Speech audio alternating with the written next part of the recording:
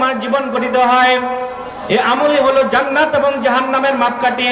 এই মাটির দেওয়া মূলতি জান্নাতি না জাহান্নামীও না, বরং আমলই হলো এর চাবিকাঠি।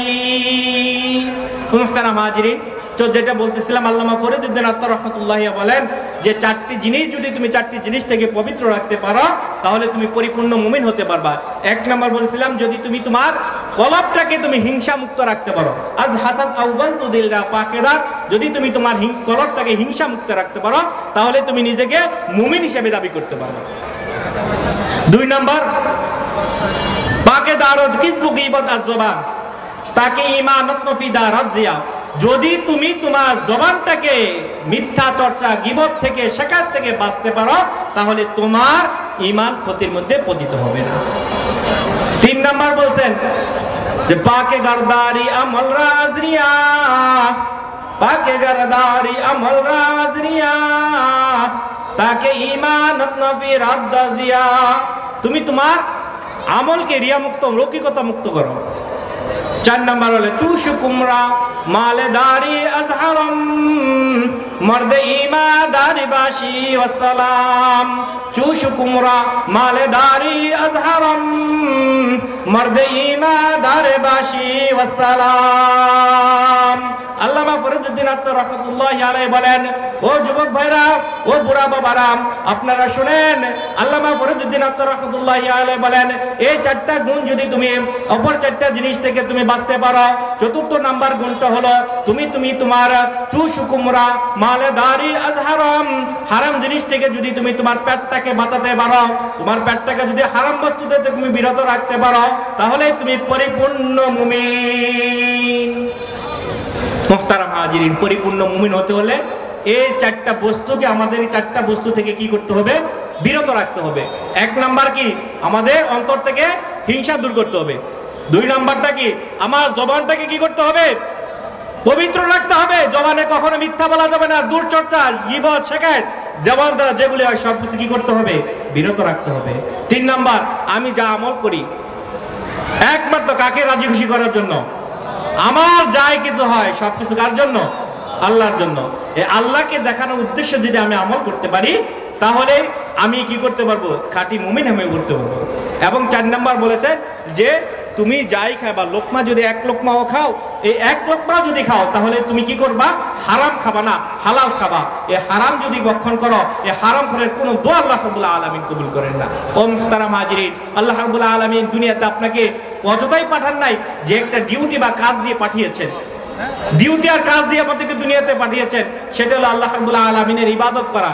ও মুহতারাম হাজিরিন, আমরা দেখেন, আমাদের কেউ যদি আজকে বাংলাদেশ থেকে কেউ বিদেশে যায়, বিভিন্ন কান্ট্রিতে আমরা যাই, ওই দেশটা কিন্তু আপনার আমার জন্য স্থায়ী ঠিকানা নয়। ওই দেশে যদি বৈধ এবং ইজ্জতের সাথে যেতে চায় তাহলে আমাদের ভিসা এবং পাসপোর্টের দরকার আছে কি নাই? আছে।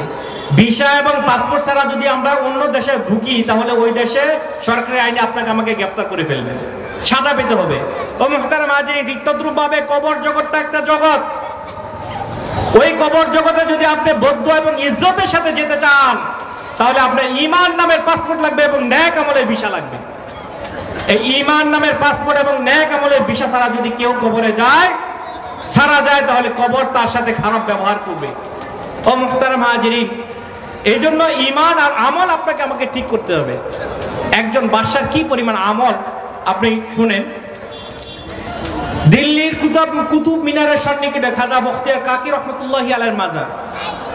এই খাজা বখতিয়ার কাকি রহমতুল্লাহি আলাইহির মাজার, ওই খাজা বখতিয়ার কাকি রহমতুল্লাহি আলাইহি যেদিন ইন্তেকাল করেন তার জানাজায় পঙ্গপালের মতো মানুষ আসছে। যেরকম ভাবে আমাদের মরহুম পীর সাহেব যখন মারা গেছে, শাইখুল হাদিস আল্লামা আজিজুল হক রহমতুল্লাহি আলাইহি যখন মারা গেছে, মুফতি ফজলুল হক আমিনী রহমতুল্লাহি আলাইহি যখন মারা গেছে, আমাদের শফি সাহেব জুনায়েদ বাবুনগর রহমতুল্লাহ আলাইহি যখন মারা গেছে, মানুষ এইরকম ভাবে আসছে। ওই বখতিয়ার কাকি রহমতুল্লাহ আলাইহি জানাজায় মানুষ এরকম ভাবে পঙ্গপালের মতন আসছে। তো খাজা বখতিয়ার কাকি রহমতুল্লাহ আলাইহি বলেন যে আগে ওসিয়ত করে গেছেন, যার ভিতরে 4টি গুণ থাকবে সে যেন আমার জানাজার ইমামতি করে। এই 4টি গুণ যার ভিতরে থাকবে সে যেন আমার জানাজার ইমামতি করে। বিশাল বড় মজমা, লোকে হয়ে গেছে। এক ঘোষক একে ঘোষণা দিল, যার ভিতরে এই 4টি গুণ আছে ওই ব্যক্তি যেন নামাজ পড়ানোর জন্য সামনে চলে আসে। 1 নম্বর গুণ, যার জীবনে 1 ওয়াক্ত তাকবীর হলো ছুটে নাই। 1 নম্বর গুণ হলো যার জীবনে 1 ওয়াক্ত তাকবীর হলো ছুটে নাই। 2 নম্বর গুণ হলো যার কখনো আসরের সুন্নত ছুটে নাই। যার জীবনে একবারও 1 ওয়াক্ত আসরের সুন্নত ছুটে নাই। 3 নম্বর গুণ হলো যে কখনো পরনারীর দিকে তাকায় নাই, পরনারীর দিকে তাকায় নাই। 4 নম্বর গুণ হলো যার কখনো তাহাজ্জুদ নামাজ মিস হয় নাই। মুহতারাম হাজিরিন, কি 4টা বড় বড় শর্ত দিল। আমরা তো ফরজই করি না, সুন্নত করতে পারি, তাও আবার আসরের সুন্নত যার ছুটে নাই, যার কখনো তাকবীর হলো ছুটে নাই, যার কখনো পরদানের দিকে চোখ যায় নাই, যার কখনো তাহাজ্জুদ কাজা হয় নাই, এমন ব্যক্তি যদি থাকে ওই ব্যক্তি যেন আমার জানাজার ইমামতি করে। মুহতারাম হাজিরিন, বিশাল বড় মজমা যখন ঘোষণা করা হলো, ঘোষক যখন ঘোষণা দিল, পুরা মজমা স্তব হয়ে গেল, চুপ হয়ে গেল। কার ভিতরে এই গুণ আছে? আজান হইতেছে, আজান হইতেছে। তা কার ভিতরে এই গুণ আছে? সবাই পুরা মজমা চুপ হয়ে গেল। একটু পরে মজমার এক কোণা থেকে এক লোক আস্তে আস্তে এসে খাজা বখতিয়ার কাকি রহমতুল্লাহ আলাইহির কাফনের কাপড় থেকে, জানাজার কাফনের কাপড় থেকে মাথাটা সরিয়ে, কাপড় সরিয়ে বললেন, বখতিয়ার কাকি আপনি তো চলে গেলেন, কিন্তু আমাকে শর্মিন্দা করে গেলেন। বখতিয়ার কাকি আপনি চলে গেলেন, আমাকে শর্মিন্দা করে গেলেন। তখন তিনি দাঁড়িয়ে উপস্থিত জনগণের সামনে বললেন, আল্লাহর কসম, আল্লাহর কসম, আল্লাহর কসম, এই 4টি গুণ আমার ভিতরে আছে। বলেন সুবহানাল্লাহ। ওই ব্যক্তিকে, এই ব্যক্তি তখনকার দিল্লির বাদশাহ শামসুদ্দিন আলতামাস রহমতুল্লাহি আলাইহি। ও মুহতারাম হাজির, তার মানে একজন বাদশাহ হওয়া সত্ত্বেও কি পরিমাণ আমল ছিল তার। বাদশাহ হওয়া সত্ত্বেও কি পরিমাণ আমল আছে। এই জন্য কবি বলেন, আমল সে জিন্দেগি বনতি হ্যায়, जन्नत भी जहन्नम भी, ये खाकी अपने फितरत है, न नूरी है न नारी। আমল দ্বারাই জীবন গঠিত হয়। ও মুহতারাম হাজিরিন, এজন্য বলি যে এই দুনিয়াতে আল্লাহ রাব্বুল আলামিন আপনাকে আমাকে একটি ডিউটি বা কাজ দিয়ে পাঠিয়েছেন। সেই ডিউটি হলো আল্লাহ রাব্বুল আলামিনের পরিচয় লাভ করা, আল্লাহ রাব্বুল আলামিনের ইবাদত বন্দি করা।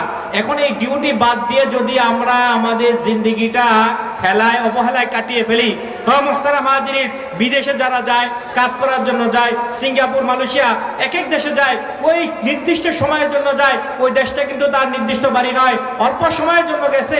ওই অল্প সময় যদি সে কাজ না করে, ডিউটি না করে, বরং সে তার সময়টাকে নষ্ট, হেলায় দুলায় নষ্ট করে, যখন তার দেশে আসার ফিরে আসবে, সে যেহেতু কিছু সঞ্চয় করতে পারে নাই, ব্যাংক ব্যালেন্স করতে পারে নাই, তার পরবর্তী জীবনটা তার হবে দুঃখের জীবন। ও মুহতারাম হাজিরিন, ঠিক তদ্রূপভাবে আল্লাহ রাব্বুল আলামিন এই জন্য আপনাকে আমাকে পাঠিয়েছেন, একটি ডিউটি বা কাজ দিয়ে পাঠিয়েছেন। সেই ডিউটি হলো আল্লাহ রাব্বুল আলামিনের ইবাদত, আল্লাহ রাব্বুল আলামিনের পরিচয় লাভ করা।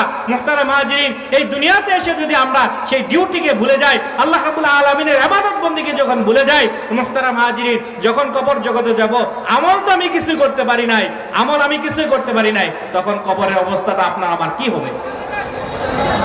ওই ব্যক্তি যখন কিছুই সঞ্চয় করতে পারে না, তার পরবর্তী জীবন হবে দুঃখের। ঠিক তদ্রূপভাবে দুনিয়ার জগতে যখন আমি কোনো আমল ছাড়াই যখন কবর জগতে যাব, তখন কবর আমার হবে দুঃখের, আর সীমা থাকবে না। এই জন্য মুহতারাম হাজিরিন, হাদিস শরীফ থেকে যে 4টা বিষয় আমি আলোচনা করেছি, এই 4টা গুণ যদি মুসলমান অর্জন করতে পারে, এই 4টা গুণ যদি মুসলমান আঁকড়ে ধরতে পারে, তাহলে মুসলমান কখনো লাঞ্ছিত হবে না, মুসলমান কখনো অপদস্থ হবে না। মুসলমান তার কামিয়াবি, তার চূড়ান্ত পর্যায়ে পৌঁছতে এই 4টা গুণ সে তার জন্য যথেষ্ট বা কামিয়াবি হবে। 1 নম্বর গুণের কথা বলছি, আল হিফজুল আমানা, এই আমানতের গুণ। ও মুহতারাম হাজিরিন, আজকে আমরা যারা আছি, একটা ওয়াদা আমরা করতে পারি, আজ থেকে ইনশাআল্লাহ আমরা আমানতের হেফাজত করব, ইনশাআল্লাহ। আল্লাহ রাব্বুল আলামিন আমাদেরকে সকলকে আমানতের হেফাজত করার তৌফিক দান করুন। মুহতারাম হাজিরিন, 2 নম্বর আল্লাহ রাসূল বলেন যে 2 নম্বর গুণটা হলো হুসনু খলিকাতিন,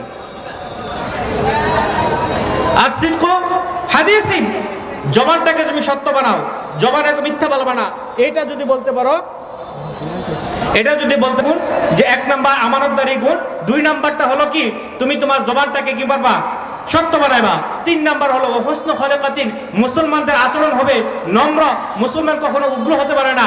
আপনার আমার ব্যবহার দেখে, আপনার আমার আখলাক দেখে, মুআমালাত মুআশারাত এগুলো দেখে যেন বিধর্মী মুসলমানের দিকে দাবিত হতে পারে, ঠিক কিনা মুহতারাম হাজিরিন। 3 নাম্বার গুণ হলো কথা যা বলবো সত্য বলবো। 4 নাম্বার গুণ হলো কি, এক লোকমা যা খাবো সেটা কি করবো, হালাল খাবো। কি হালাল খাবো, হারাম কখনো কি করবো, ভক্ষণ করবো না। এই 4টি গুণে যদি আমরা গুণান্বিত হতে পারি, এই 4টা গুণ যদি আমাদের যদি ফিট করতে পারি, তাহলে আল্লাহ রাসূল জনাবে মুহাম্মদুর রাসূলুল্লাহ সাল্লাল্লাহু আলাইহি ওয়াসাল্লাম বলেন যে বান্দা তুমি, আল্লাহ বলেন যে উম্মত এই 4 গুণের গুণান্বিত যদি হতে পারো, তাহলে তোমাকে তোমার সফলতা, তোমাকে দুনিয়ার কেউ তোমাকে অবরস্ত করতে পারবে না, লাঞ্ছিত করতে পারবে না, তোমাকে কখনো পথভ্রষ্ট কেউ করতে পারবে না। ও মুহতারাম হাজিরিন, এই 4 গুণে গুণান্বিত আমরা করতে পারবো তো ইনশাআল্লাহ। আজকে থেকে আমরা ওয়াদা করি এই 4টা গুণ আপনার ভিতরে, আমার ভিতরে, সকলের ভিতরে আনার আল্লাহ রাব্বুল আলামিন তৌফিক দান করুন।